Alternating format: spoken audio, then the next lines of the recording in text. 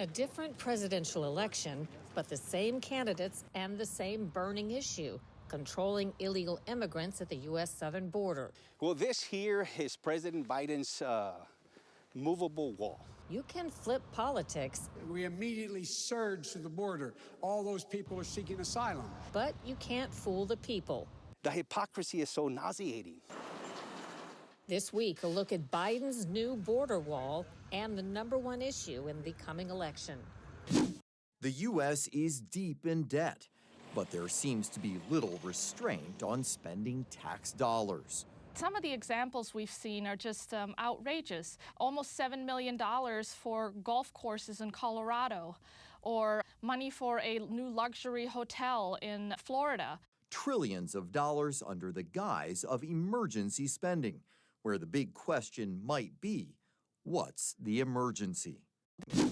Just in time for the start of summer travel season, Congress is rushing to find a fix for frustrating air travel. It hurts the flying public when we offer 10% fewer flights. What can passengers expect this summer? We take a look at new rules to make travel safer, speed up refunds, and whether any new changes can get off the ground.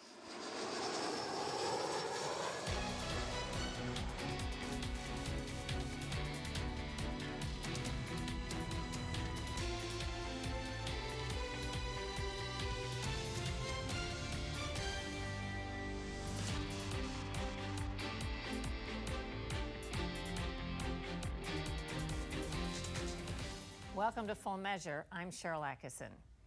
Illegal immigration remains the most important problem facing the U.S. for the third month running. That's according to Gallup. And it blends with another top election concern, crime. So far this fiscal year, illegal border crossers with nearly 9,000 criminal convictions have gotten caught coming into the U.S. They include more than 1,000 convictions for violent crimes like sex offenses, assault, and murder. Today, we begin in Texas, where President Biden is surprising some by building miles of new border wall.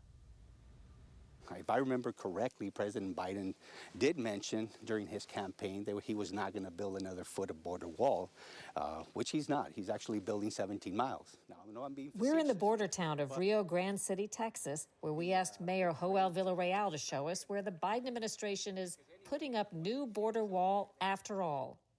Well, this here is President Biden's movable wall. Did they call it a movable wall because you think that was more palatable for people who don't really want a wall? Absolutely. It's a stark turnaround. When Joe Biden ran for president in 2019, he made it clear where he stood on controlling the nation's borders. I would, in fact, make sure that we immediately surge to the border. All those people are seeking asylum. They deserve to be heard. That's who we are. We're a nation that says if you want to flee and you're fleeing oppression, you should come. President Biden immediately halted border wall construction and reversed Donald Trump's Get Tough policies. And surge they have, not just asylum seekers crossing illegally between ports of entry, but also hardened criminals, cartel and gang members, and human and drug traffickers moving Chinese fentanyl into the U.S., leading to a deadly epidemic. For the better part of 3 years, Biden and his Homeland Security chief claimed the border was closed and secure as millions poured in illegally. Now, with voters naming the border crisis a top issue in the 2024 presidential election, Biden's rhetoric has taken a noticeable shift. Every day between now and November, the American people are going to know that the only reason the border is not secure is Donald Trump and his MAGA Republican friends. In February, both Biden and Trump visited the southern border in Texas on the very same day, 300 miles apart. Biden trying to turn around the perception that he's responsible for the border crisis, Trump capitalizing on an issue he's strong on. News of the planned Biden border barrier came last fall, when Homeland Security Chief Alejandro Mayorkas filed paperwork stating there's an acute and immediate need to construct physical barriers and roads in the vicinity of the border of the United States in order to prevent unlawful entries, while insisting there's been no policy change. Biden said he still doesn't think walls work and is only spending Trump-era funds because the law requires it. The border wall, the money was appropriated for the border wall. There's nothing under the law other than they have to use the money for what it was appropriated. I can't stop that. It's led to an odd dynamic with the top polling issue in the presidential campaign. The federal government is now doing the very thing it's trying to stop Texas Governor Greg Abbott from doing. The hypocrisy is so nauseating. You know, on one end, you have President Biden building the border barrier, and at the other end, he's suing Governor Abbott for building or erecting a border barrier. Why do you think the turnaround at the 11th hour? Why would the Biden administration now be building border wall? I mean, bottom line is people overall as a country, they are seeing what's happening here. And the reality is that the circumstances that when you're having individuals coming into the country and again, not properly vetted or catch and release, it's having an impact on the national perspective here.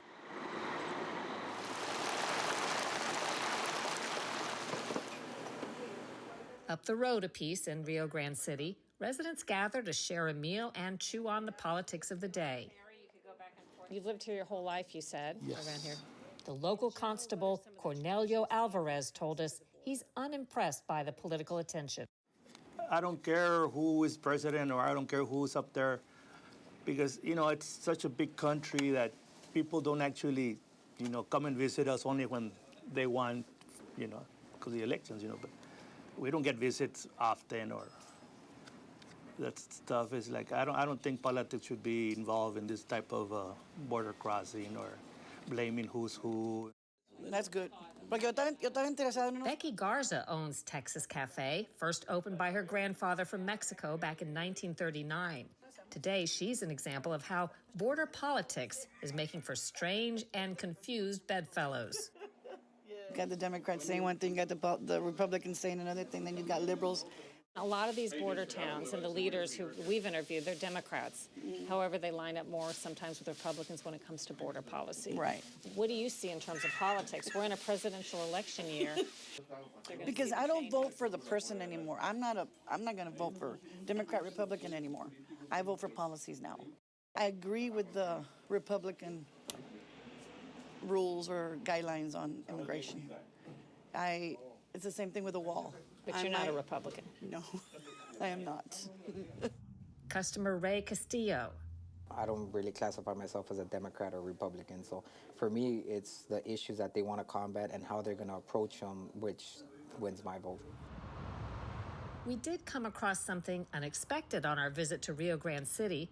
We came to talk about the border, but residents told us they have a bigger concern.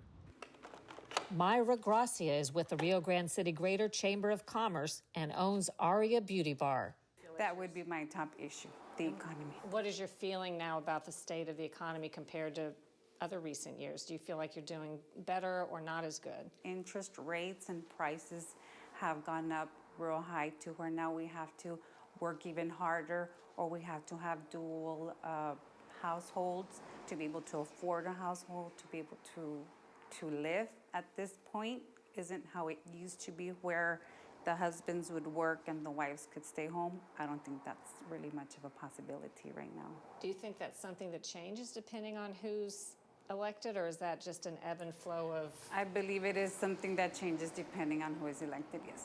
What are some of your thoughts about what's important to you? One of the things that I think is important right now is the economy. Prices on everything is going up, and the checks are staying the same, so we really can't combat inflation. The economy right now is not where I feel it should be, and I don't foresee it getting any better right now. We do need a change.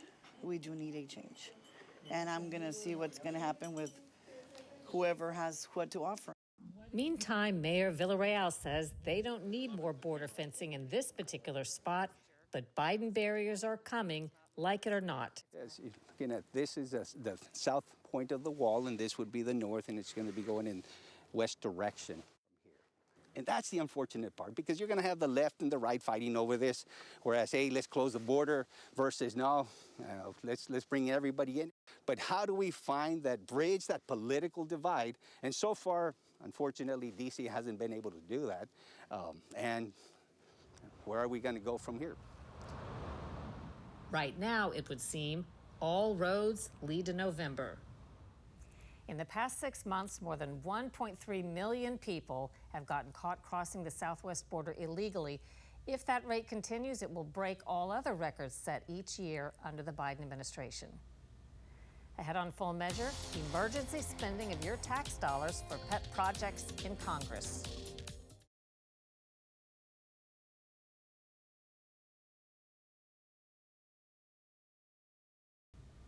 Even with a running deficit and crushing debt, Congress spends giant amounts of our tax money on supposed emergency causes. But Scott Thuman reports what constitutes an emergency is open to a lot of interpretation. After Russia invaded Ukraine in 2022, the U.S. sent the beleaguered country more than $113 billion in aid. The majority of it spent on weapons and ammunition, and there's even more on the way.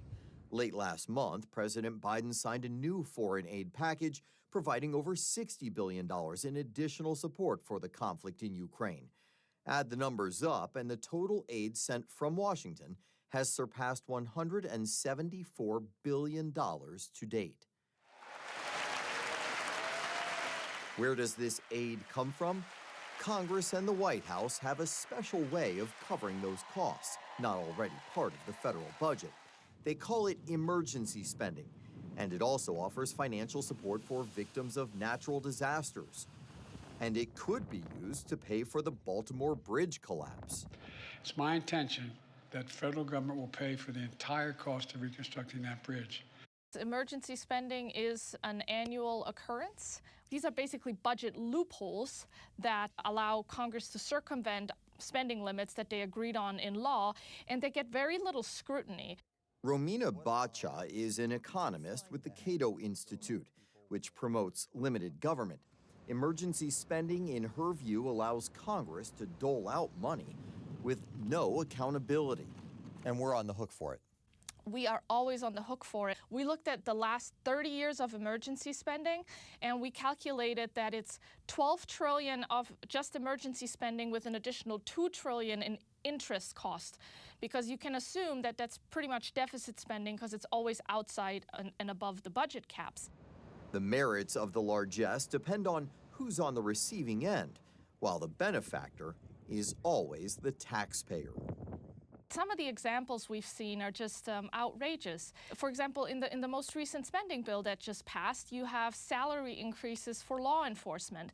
That's clearly a permanent expenditure. It's not an emergency. There's $8 billion in rental assistance subsidies, and that program has received regular emergency designations. That's not an emergency. Yes, the rent is perhaps too damn high and continues to go up, but that doesn't make it a federal emergency. There are two main categories of federal spending. Mandatory, meaning the government has a legal obligation to fund programs like Medicare and Social Security. And then there's discretionary spending, costs like defense, scientific research, and food assistance. Bacha says roughly half of the emergency spending since 1992 has fallen into this category, mostly in response to the Great Recession and COVID-19, where the potential for abuse happened to be ripe. Especially during the pandemic, where we had trillions of dollars in emergency spending. And some of the examples were almost $7 million for golf courses in Colorado, or money for a new luxury hotel in Florida, childcare subsidies, you name it. Any political priority could potentially be designated as emergency spending, but calling it that doesn't make it so. The idea was just to shovel as much money out the door as possible. And then, of course, we had a 40-year inflation high. So the American people should rightly be upset that, prices on groceries, gas, and all sorts of other things that they need for living have gone up as a direct result of the government printing more money to fund some of these emergency spending sprees. Is one party more guilty than another of this? I would say there is bipartisan blame to go around. However, in this most recent budget cycle, we've really seen Senate Democrats ask for a lot more emergency spending than House Republicans, which have been trying to cut spending in the budget. What about presidents? Is one of them more notorious than others for calling things emergencies and writing those checks? Well, most recently, certainly President Biden has taken a lot of discretion with calling things emergencies. I mean, think of the student loan forgiveness. That was one of the biggest examples. But we also saw President Trump rely on emergency powers to, for example, reallocate funding towards the U.S. border.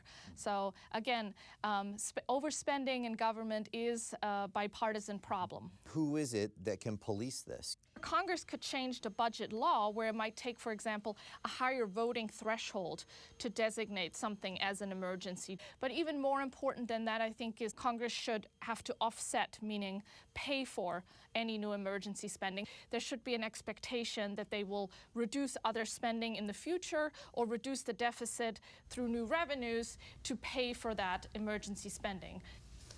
It's the same story over and over again. Why is it so hard to have basic accountability? Well, because accountability means spending would fall under a microscope, and not everyone's going to love that idea on the Hill. But it's not that they haven't tried to rein in spending over the years.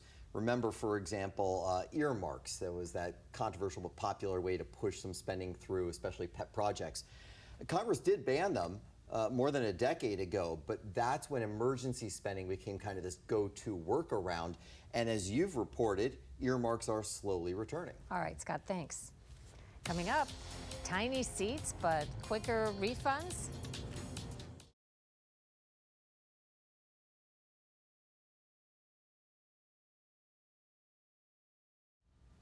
From near misses to a mid-air door blowout, there have been notable troubles for air travel. This week, Congress revealed a new proposed 5-year plan of action for the FAA. Lisa Fletcher reports it includes some safety upgrades. There was another close call between airplanes last week. It is the latest incident of a near collision at a major airport. When 2 or more aircraft are on the same part of the runway or taxiway simultaneously, it's called an incursion. And it happened more than 1,700 times in the U.S. last year. Each incident, a potential disaster, as happened in Tokyo, when a landing passenger plane hit a Japanese Coast Guard aircraft that had taxied onto the runway at the wrong time. 6 people died. The risks posed by incursions at the top of the list as Congress puts forth a new 5-year plan for the Federal Aviation Administration, or FAA. Currently, just 36 major airports have the latest safety systems to stop incursions. They will expand to many more airports, bringing real-time tracking of aircraft on the ground and automated alerts when 2 aircraft are likely to get too close. Sharon Pinkerton is Senior Vice President at the organization Airlines for America, representing the major carriers. She says the FAA's other urgent challenge is air traffic control. The FAA is staring down a shortage of about 3,000 air traffic controllers right now. Where does that fall on your priority list? It is absolutely our top priority to help the FAA and DOT solve what is a critical shortage of air traffic controllers. The shortage has contributed to delays for many travelers, and in the New York region, it's so acute, airlines have had to cut back on flights. We're only 54% staffed at this New York facility, and that's just not a good situation. It's not tenable. And frankly, it hurts the flying public when we offer 10% fewer flights. The FAA has about 10,700 certified controllers, down 10% since 2012. The new bill requires the agency to maximize hiring and fill those 3,000 positions. Another safety-related provision will require cockpit recorders to store 25 hours of data, up from 2 hours at the moment. Several incidents triggered the change, most recently when a door plug on an Alaska Airlines flight blew out at 16,000 feet. Investigators could not examine a key part of the flight leading up to the catastrophe because the voice recordings had been overwritten by the time the plane landed safely. But what about the prospects for travelers who remember all the problems of last year when delays spiked? We're heading into summer travel, and last year the DOT had nearly a 70% increase in consumer complaints. What can passengers expect this summer? I think that the causes of delay, frankly, the vast majority of delays and cancellations are a result of weather, but certainly we've seen the air traffic controller shortage impact, and obviously carriers have things that come up too, whether it's a maintenance issue that needs to be addressed or a crew timing out. Under the new provisions, airlines must offer a refund if a domestic flight is delayed longer than 3 hours or 6 hours for international flights. The refunds are supposed to be paid more quickly and with less hassle. What passengers won't get is a limit to how small their seats can be, because there will be no minimum size requirement as passenger groups had wanted. Since the 1980s, passengers have lost between 2 and 5 inches of legroom. I think passengers are going to look at this, this decision and say, this is not a win for us. Well, what I would say about that is seat sizes vary depending on what carrier you fly. The bill essentially asks the FAA to do something they've done before, which is to study this to see if seat sizes are unsafe. And we've always said, we'll do whatever the FAA says is safe. But certainly right now, they have found twice already that our current seat sizes are absolutely safe in case that there's a need for an evacuation. The seat debate won't end with the authorization bill. Passenger safety groups argue that shrinking seat sizes increase dangers during emergencies. For Full Measure, I'm Lisa Fletcher in Washington. And after a break, more on men taking part in women's sports.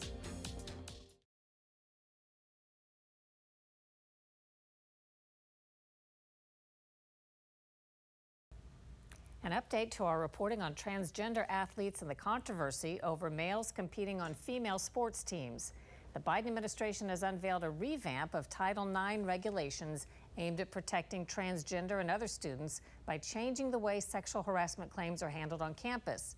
Missing is a policy to forbid schools from enacting outright bans on transgender male athletes competing against women. That comes as college swimmer turned women's rights activist Riley Gaines is among more than a dozen athletes suing the NCAA. That over a swimmer who switched in 2019 from the men's team as William Thomas to the women's team as Leah. In the national championships, Thomas and Gaines tied for fifth, but Thomas was handed the fifth-place trophy.